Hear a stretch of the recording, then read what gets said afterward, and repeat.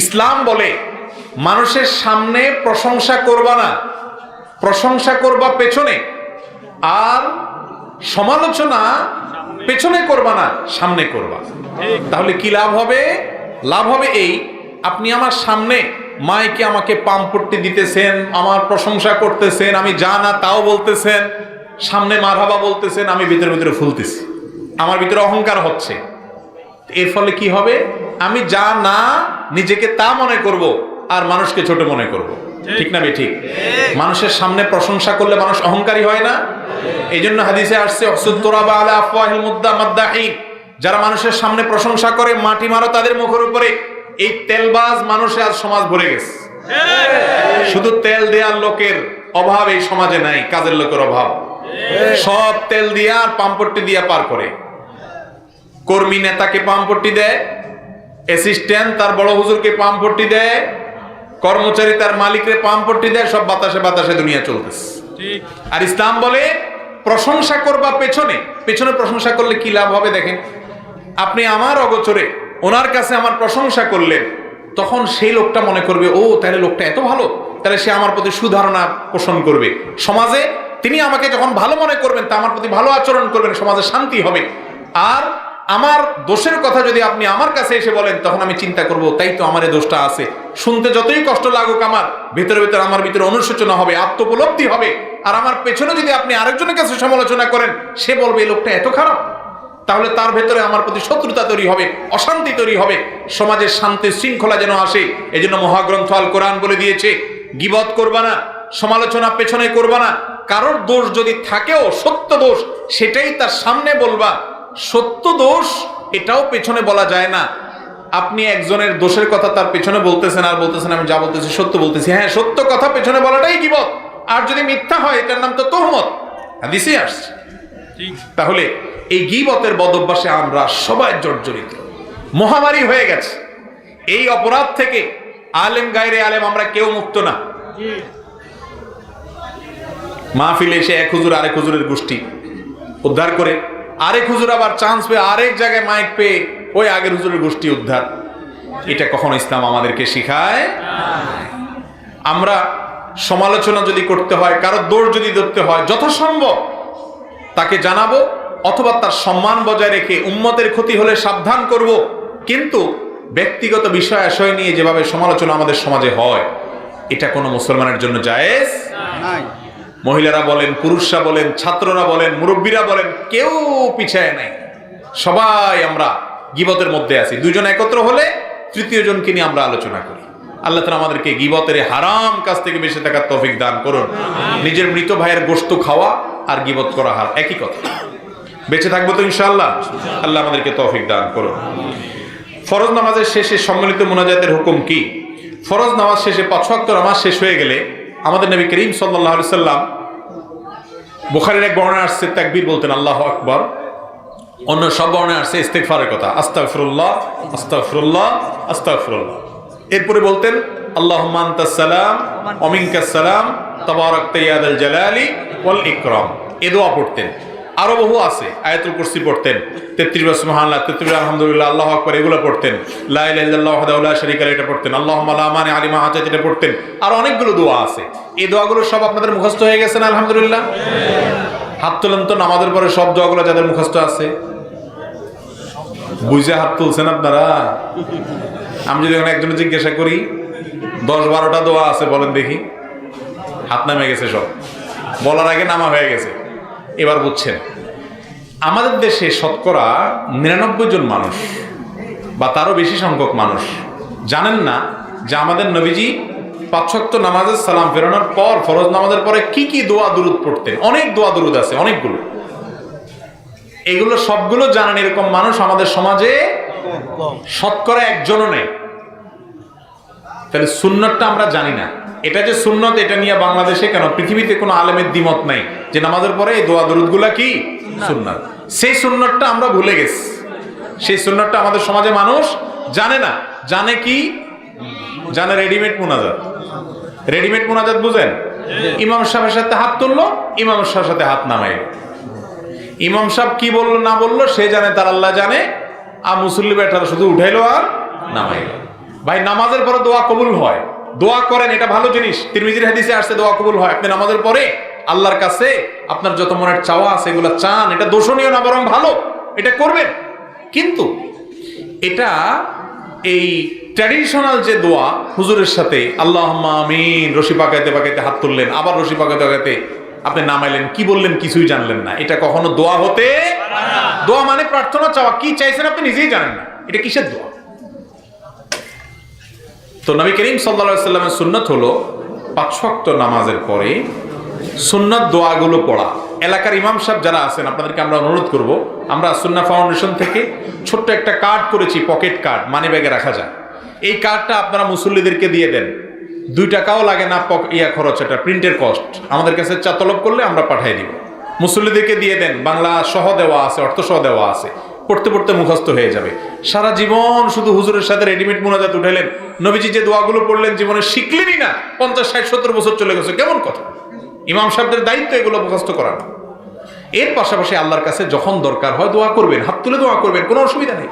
কিন্তু ওই যে রেডিমেড মুনাজাত যে উঠাইতে হবে আবার নামাইতে হবে, আমার নবী করিম সাল্লাল্লাহু আলাইহি ওয়াসাল্লাম মসজিদে ইমামতি করছেন না করেন নাই? কয়দিন ইমামতি করছেন? আজীবন। মদিনাতে বিশেষ করে হিজরতের পর 10 বছর ইমামতি করছেন। 10 বছরে প্রায় 18,000 ওয়াক্ত ইমামতি করেছেন। তিনি যদি আমাদের মতো এরকম সাহাবীদেরকে সাথে নিয়ে নামাজের পর রেডিমেড মুনাজাত উঠাইতেন আর নামাইতেন সবাইকে সাথে নিয়ে, তাহলে সেক্ষেত্রে সেটা হাদিসের কিতাবগুলোতে কি পরিমাণ আসতো। যারা আলেম হাদিসের কিতাব সম্পর্কে তারা জানেন নবী সাল্লাল্লাহু আলাইহি সাল্লামের থুতু ফেলানোর দৃশ্য ওইটা পর্যন্ত 2জন 4জন সাহাবী দেখলে হাদিসে আইসা গেছে। আর সেখানে এত সাহাবীর সামনে এইভাবে যদি নামাজের পরে সবাইকে নিয়ে হাত তুলে দোয়া করতেন, তাহলে এটা শত শত নয় হাজার হাজার হাদিসে আসতো। অথচ হাজার হাজার হাদিস তো দূরের কথা, 2-4-5টা হাদিসও আপনি দেখাতে পারবেন না। নাই। এখন কথা হলো, তাহলে এবার কি করবেন? হাতটা গোছায়া এলাকায় ইমাম সাহেবের সাথে এবার লাগিয়ে যাবেন যুদ্ধে, তাই না?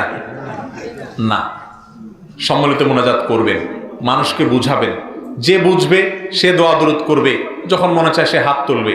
এটা নিয়ে কোনো বাড়াবাড়ি করা যাবে না, কোনো গন্ডগোল ফাসাদ করা যাবে না। মনে রাখবেন, গন্ডগোল ফাসাদ করা কি জায়েজ না গুনার কথা?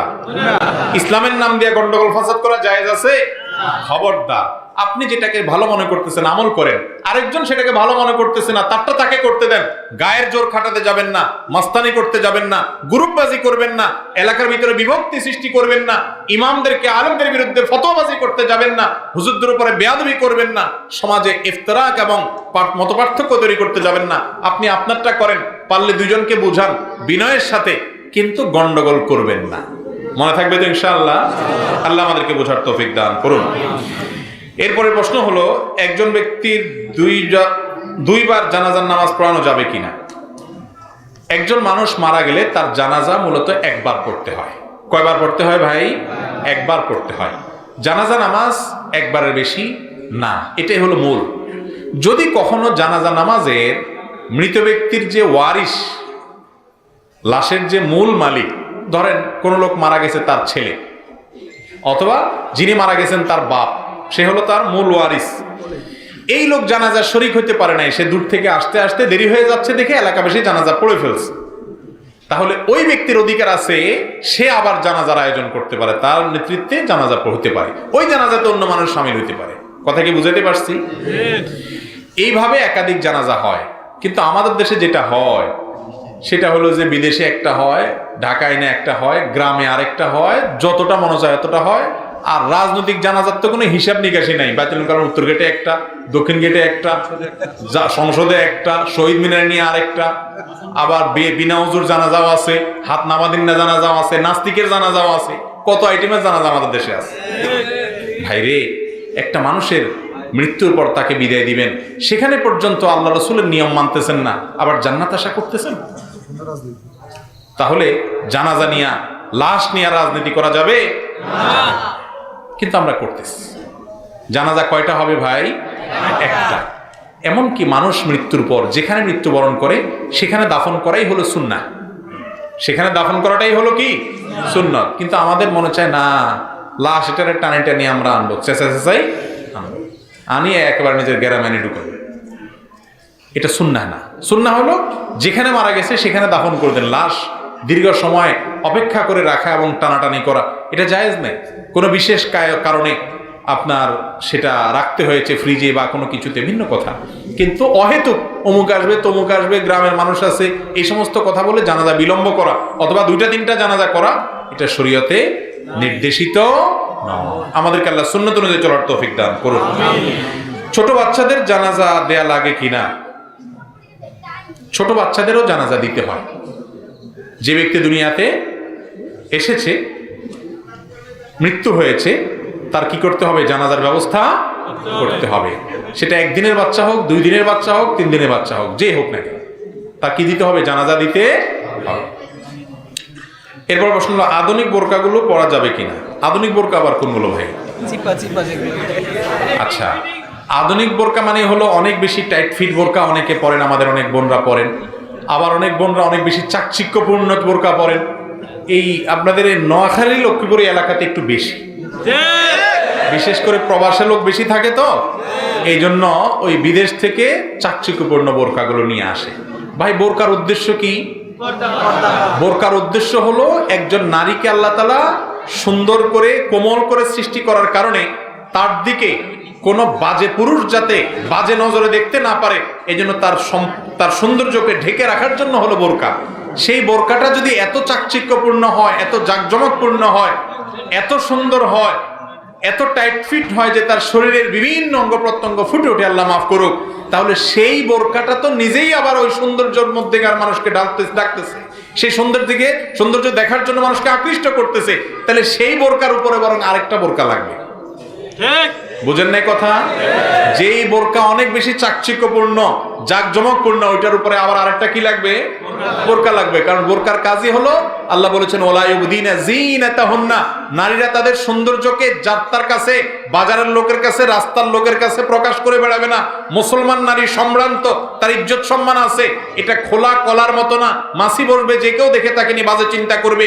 সম্ভ্রান্ত নারী নিজেকে ঢেকে ঢুকে রাখবে, তার পরিবারের লোকদের সামনে তিনি শুধুমাত্র স্বাভাবিক হবেন, আর বাইরের লোকেরা তাকে নিয়ে বাজে চিন্তা করবে, কল্পনা করে তিনি করতে দিবেন না। এটা তার ইজ্জতে বাঁধবে, তাকে নিয়ে মনে মনে জেনা করবে, এটা তার সম্মানে বাঁধবে।